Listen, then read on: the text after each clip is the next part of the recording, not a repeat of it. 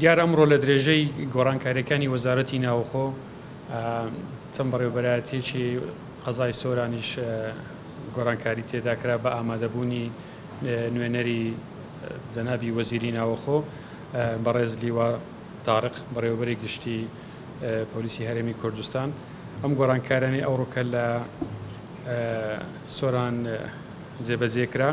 طبعاً ئەو گۆڕانکاریانەش کارێکی سروشتیە لە ڕووی ئیداریەوە.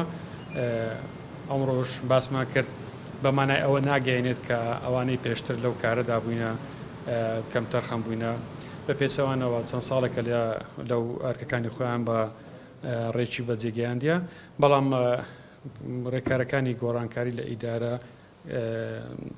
بە بەردەوامی دەکرێت و کارێکی ئاساییشە. ئەوەی ئەمڕۆکە گۆڕانکاریەکانی ئەمڕۆکە بەڕێز عەقید سەران لەتیف وەکو بەڕێوەبەری پۆلیسی سۆران دەستنیشانکرا، مەقەدەم یونس قادر بەڕێوەبەری بەرگری شارستانی، عەقید عومەر سەدیق بەڕێوەبەری نیشینگەی سۆران، مقدم سەردار محەممەد بەڕێوەبەری دارستان و ژینگەی سۆران، مقدم زرار بەڕێوەبەری هاتوچۆی سۆران، مقدم سالار تەحسین بەڕێوەبەری نیشینگەی حاجی عومەران، ڕائید هارون بەهرام وەکو یاریدەدەری بەڕێوەبەری پۆلیسی سۆران، ڕائید هەرێم فاضڵ وەکو بەڕێوەبەری بەشی پۆلیسی ناوشار.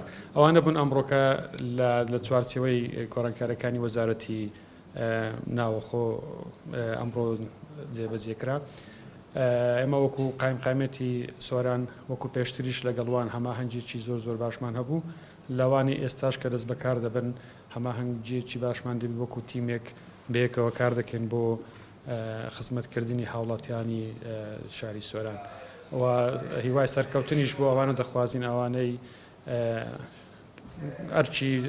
ئەرچیتکیان پێسپێردراوە لە شوێنە دیکە بە هەموو تواناکشمانەوە دەکەین ئەوەی پێویست بیتن بۆ خەڵکی سۆران ئێمە درێغی لێ دەکەین وەک تیمێک بەیەکەوە کار دەکەین. زۆر سپاستان دەکەم.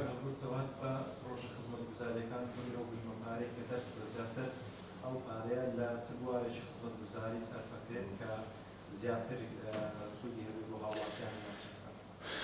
بەسەراحەت ئێمە پێشتر زۆر ئیشارەتمان پێدایە بابەتی قەیرانی دارایی دیارە سۆرانش وەکو شوێنەکانیت کە کاریگەری هەیە لەسەری، بەڵام ئێمە هەوڵێکی جدیمان داوە مەبلەغێک پارە دیاریکراوە پێشتریش ڕەزامەندی لەسەردرایە.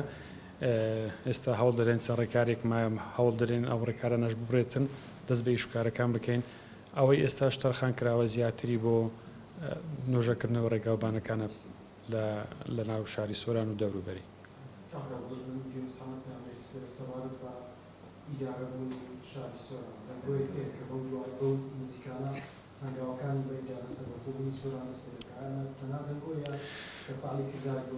نەخێر ئەمە تەنها دەنگۆنیە، دیارە دەمێکە کاری لەسەر کرایە و ئەوەش پێویستیەکە بۆ شاری سۆران و دەوروبەری هەم لە ڕووی جۆغرافی و هەم لە ڕووی ژمارە دانیشتوانی چار قۆزا لە خۆ دەگرێتن.